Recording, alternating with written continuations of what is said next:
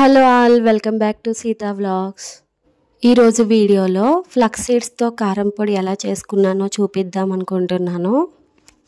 BP, sugar కంట్రోల్కి, bad కొలెస్ట్రాల్కి, hair లాస్కి, బోన్స్ స్ట్రాంగ్ అవటంలో, ఇమ్యూనిటీ లెవెల్స్ ఇంక్రీజ్ అవటంలో అండ్ హార్మోన్ ఇంబ్యాలెన్సింగ్కి, మెయిన్లీ హార్మోన్ ఇంబ్యాలెన్సింగ్కి ఈ ఫ్లక్స్ సీడ్స్ బాగా యూజ్ అవుతాయండి.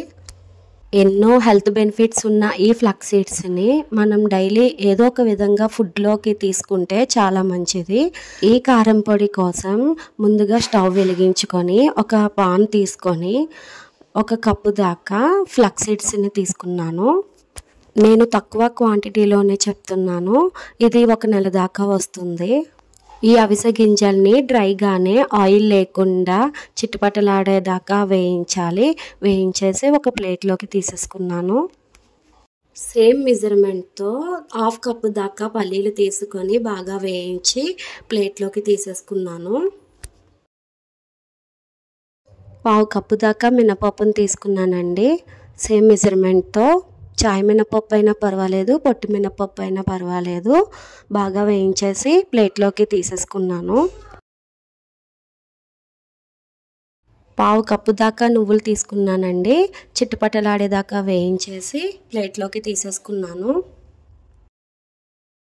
అలాగే 1/2 కప్పు దాకా ధనియాలు తీసుకొని కొద్దిసేపు వేయించినాక 1 స్పూన్ మిరియాలు, 1 స్పూన్ జీలకర్ర, కొద్దిగా మెంతులు వేయించి ప్లేట్లోకి తీసుకున్నాను.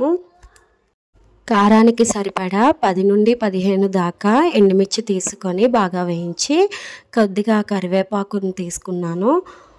బాగా వేయించి రోస్ట్గా ఒక ప్లేట్లోకి తీసేసుకున్నాను. నేను కారం తక్కువగానే తీసుకున్నానండి. ఎక్కువ కారం అయితే పిల్లలు తినలేరని తక్కువగానే తీసుకున్నాను.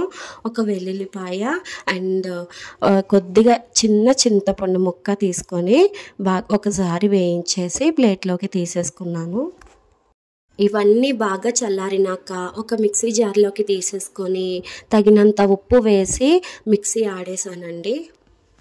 అంతేనండి. కారం పొడి చల్లారినాక ఒక ఎయిర్ టైట్ కంటైనర్లో స్టోర్ చేసుకొని రోజు వేడివేడి అన్నంలో ఒక స్పూన్ కారం పొడిని నెయ్యి వేసుకొని తింటే చాలా బాగుంటుంది. 1 ముద్ద తిన్నా సరిపోతుంది.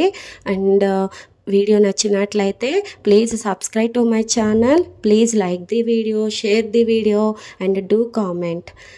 Be healthy, be happy. Thank you. Thanks for watching.